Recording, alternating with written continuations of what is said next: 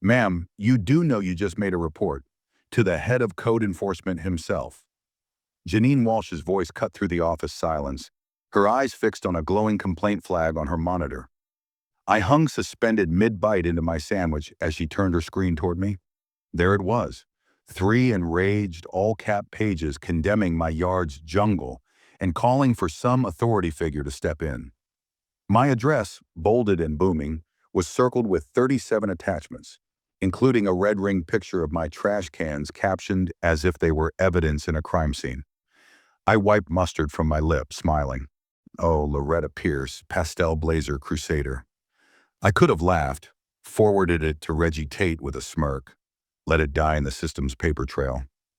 But that signature, Loretta Pierce, chairwoman, Willow Creek HOA, had weight, the kind that turned hair gray and made grown men flinch. She dominated suburbia like a despot, foe of seen trash cans and unparalleled mailboxes. We hadn't met since I'd declined to swap my indigenous garden for her aesthetic ideals. And here she was, bleeding, none the wiser that she'd just made a complaint. To the target. Vision of Loretta, late 40s, bobbed hair sharp enough to cut bread, existing in a cycle of blazers and slacks. The type who gloated about having emailed a council member once like it was the Purple Heart. She marched her Shih Tzu prints daily at 7:30 and snapped Polaroids. Yes, Polaroids of lawns she considered unbefitting. She didn't believe in digital, said it could be hacked. A human car alarm, she overreacted to all things. Her attachments, a shrine to infatuation, 3 shots of my lawn, a close-up sidewalk crack circa the Clinton presidency, a badly in-focus photograph from my window of a plant that had the nerve to stray near the blinds. Her email referred to my rain barrel as an illegal composting empire. I came close to choking on a laugh. She's asking for a complete inspection, said Janine, covering a smirk with difficulty. Says you're a menace to beauties of the neighborhood. I swirled leisurely in my chair, indulging. My largest danger on my property was a squirrel picking on my cat. But so be it. Let's get this over with. Send Reggie, I told them, taking a sip of coffee. Reggie, our coolest cop, was roughly as intimidating as toast warm. Hawaiian prints underneath his vest, still referred to me as Chief, even though I forbade him.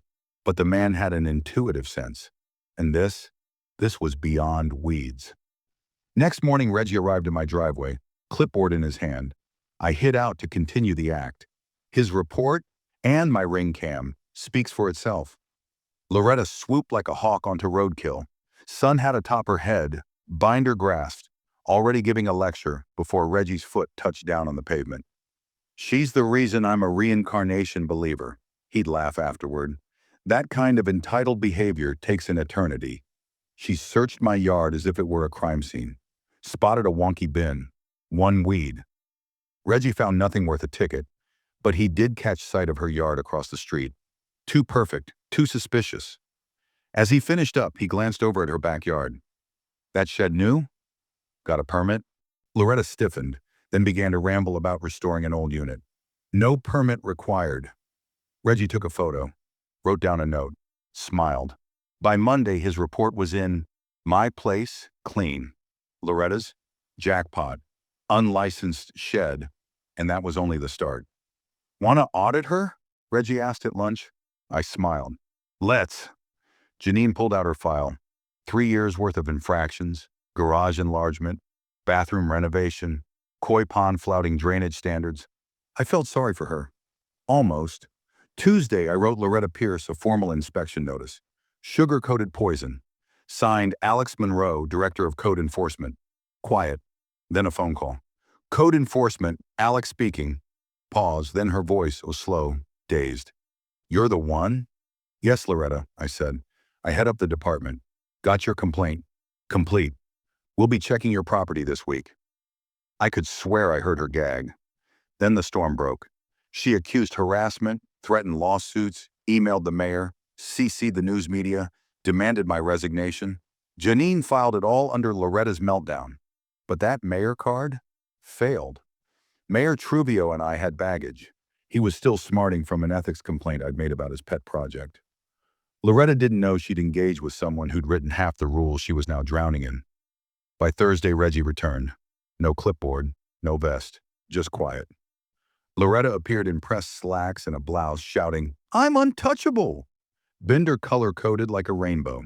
Reggie's checklist, long as a novel, dissected her property. Unpermitted shed, koi pond with illegal wiring, a gazebo 6 inches over the property line, a garage missing firewalls, bathroom venting into the attic. Loretta spun tall tales, gazebo as an art form, pond for catching the sun, garage as a workshop.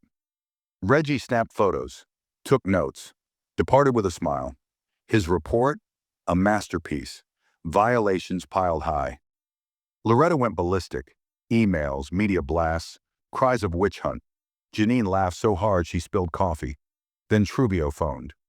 "Ease up, Alex," he said, trying to sound proper. I said, "Want that in writing for legal?" He backed away, muttering. Loretta visited the office digging up dirt, filed a FOIA request against me.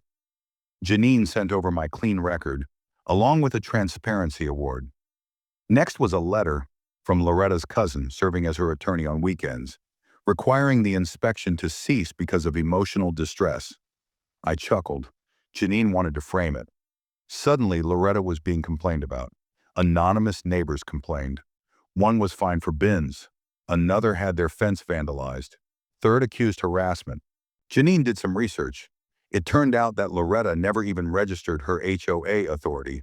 All of her fines, null and void.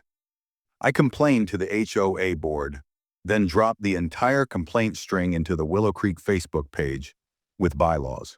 By Tuesday, a special meeting was posted. Wednesday, her empire imploded.